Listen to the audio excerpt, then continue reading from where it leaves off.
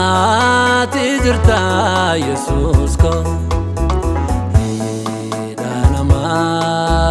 gadi jirta Gooftaa ko Ni argita rakkoo lafaa jibbuu ko Namoon argu kan koo lafaa dhibbuu ko Sirraan argee of kennuudhaaf jireenya Gaafii kootu naa kennuudhaaf jireenya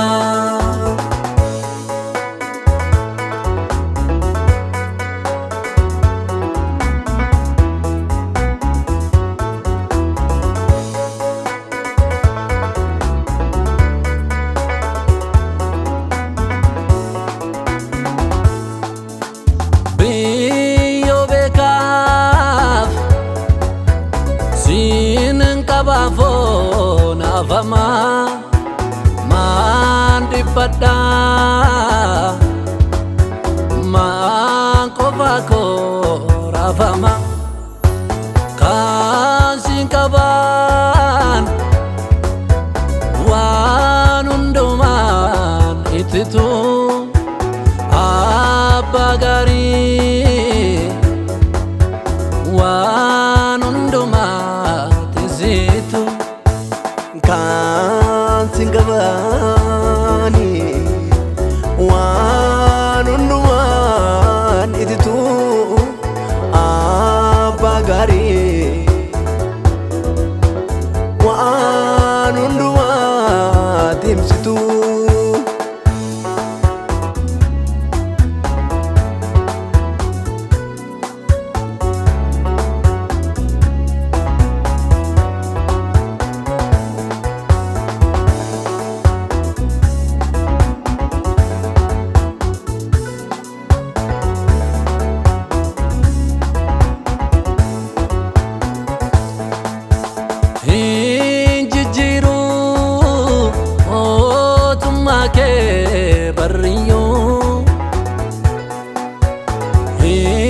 morkatu laki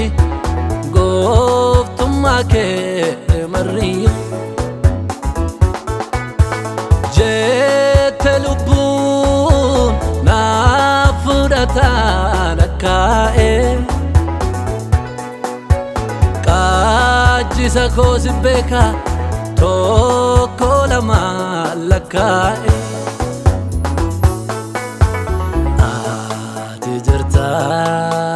ati jirta Yesus ko Hidhanama gadi jirta Gooftaa ko Ni argita rakkoo lafaa jibbuu ko Namoon argu kan koo lafaa dhibbuu ko Sirraan argee of kennuudhaaf jireenya Gaafii kootu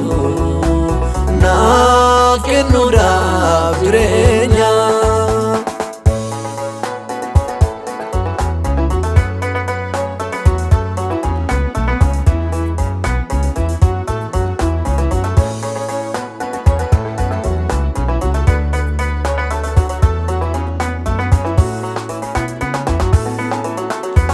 milkii busarra kaleessansi yaalladhe boorsin jibbulakki dhugaadhasi fo'adhe hariiroo keenyatu har'aaf miti baraanii dhugaan jireenyaa fi karaani hariiroo keenyatu har'aaf miti baraani siidha dhugaani jireenyaa fi karaani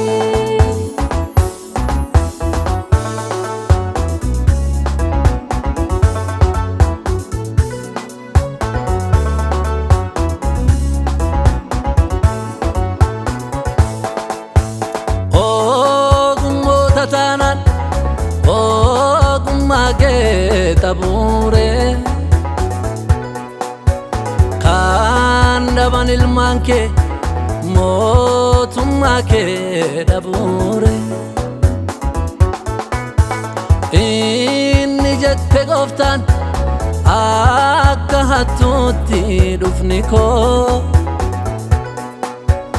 hin ta'innaan oddee akka haftuutti kufni koo inni jette gooftaan akka hattuutti dhufni koo hin ta'innaan oddee akka haftuutti dhufni koo